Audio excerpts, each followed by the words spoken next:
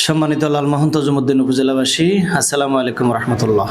আগামী 4 ফেব্রুয়ারি বুধবার সকাল 10টায় লালমোহন মাধ্যমিক বিদ্যালয় মাঠে ভোলা 3 আসনের বাংলাদেশ জামাতে ইসলামী ও 11 দলীয় নির্বাচনী ঐক্য এর সমর্থিত এবং বাংলাদেশ ডেভেলপমেন্ট পার্টির মনোনীত সংসদ সদস্য প্রার্থী আমি মোহাম্মদ নিজামুল হক নাইম আমার নির্বাচনী জনসভা অনুষ্ঠিত হবে ইনশাআল্লাহ।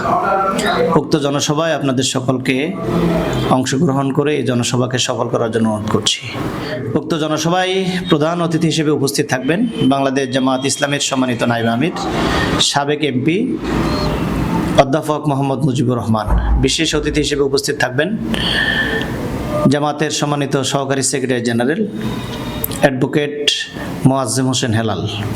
আরও উপস্থিত থাকবেন বাংলাদেশ ডেভেলপমেন্ট পার্টির সম্মানিত চেয়ারম্যান অ্যাডভোকেট AKM আনোয়ার ইসলাম চান, বাংলাদেশ ইসলামী ছাত্র শিবিরের সংগ্রামী কেন্দ্রীয় সভাপতি জনাব মোহাম্মদ নুর ইসলাম সাদ্দাম এবং জগন্নাথ বিশ্ববিদ্যালয়ের ভিপি মোহাম্মদ রিয়াজুল ইসলাম।